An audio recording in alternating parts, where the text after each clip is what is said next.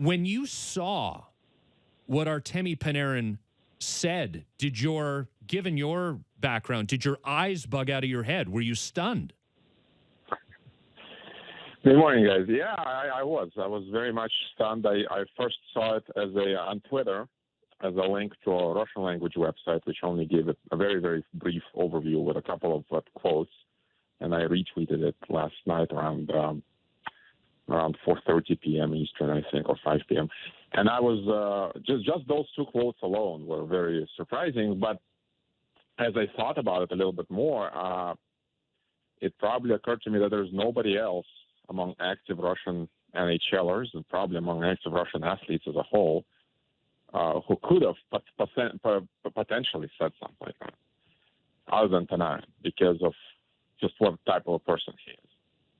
And, this is absolutely unprecedented in Russian sports. There's only one athlete that I know who criticizes Putin very harshly on a daily basis, but that's Evgeny Kafelnikov, a former tennis player, but he's been retired for 20 years. So nobody really listens to him. Among all the active athletes, people who are in the spotlight, it is completely and utterly unprecedented. I've never, ever heard anyone to even come close to anything like this. And if somebody did come close, or even remotely close to that, they would have backtracked the next day. So I'm curious about what's going to happen to Artemi over the next few days, whether he's going to be backtracking on this or not. Well, and I guess that is the main question coming out of this, because in all the responses I saw, there was something along the lines of, wow, that's brave. Unprecedented was a word thrown around, because I certainly haven't seen it from any, current Russian athletes, like you said. But what I saw was, is anything going to happen to this guy? Or to his family? Or anyone he knows? Are we going to see news from the Russian news agency that Artemi Panarin has decided to retire from hockey to spend more time with his favorite Siberian ditch? I honestly don't think so. First of all, I don't think anybody knows, because once again, nothing like this has ever happened. I don't think even Putin would know what to do in a situation like this, because if there's one constituency that he can always count is going to be in his corner, it's the athletes, the jocks, because they sort of depend on their livelihood on the Russian government and on their good graces. And besides, they're not really known to be particularly insightful political analysts to begin with. And, you just don't see that. You see guys like Kovalchuk and especially Ovechkin and Malkin to a smaller degree and Varlamov basically just, sing their praises and tell left and right how great they are, how great Putin is. But what's most revealing about this is that this interview was actually recorded about a month ago. It did not go live until yesterday. So he'd be back over here. And no, he's still there. Okay.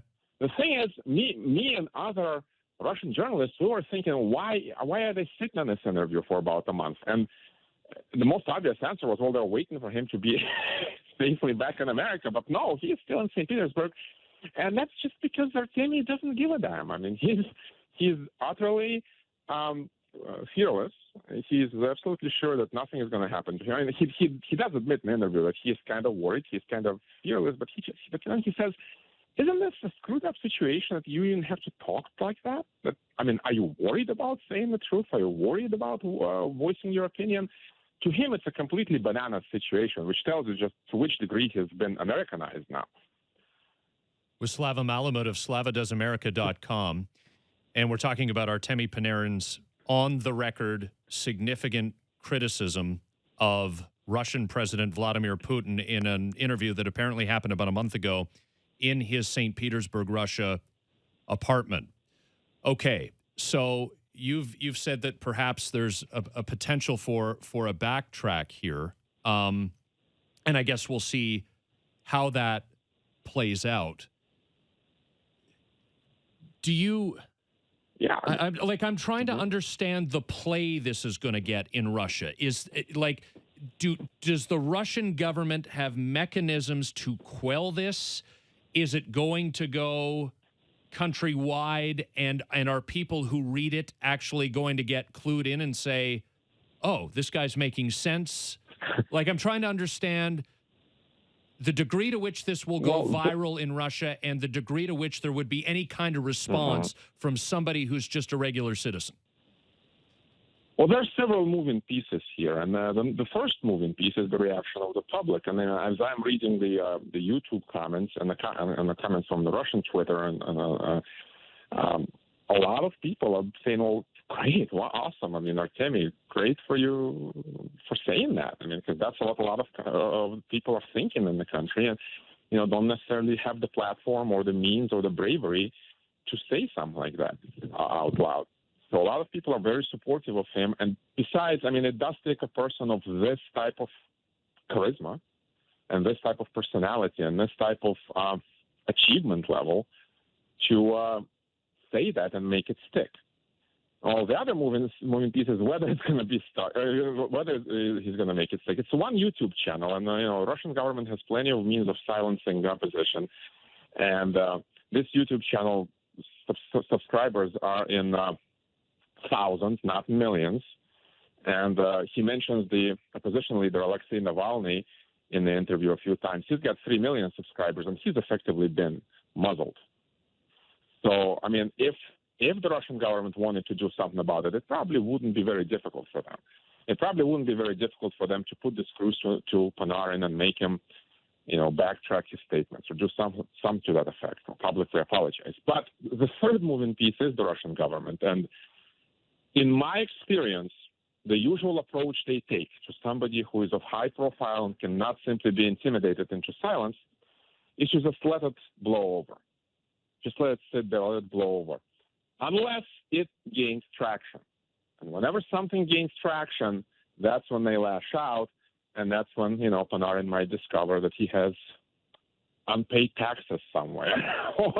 Just the usual mechanisms that they use. I mean, look, this is exactly what happened to the world chess champion Garry Kasparov, who was exiled from the country once his statements and his anti-government stance became troublesome.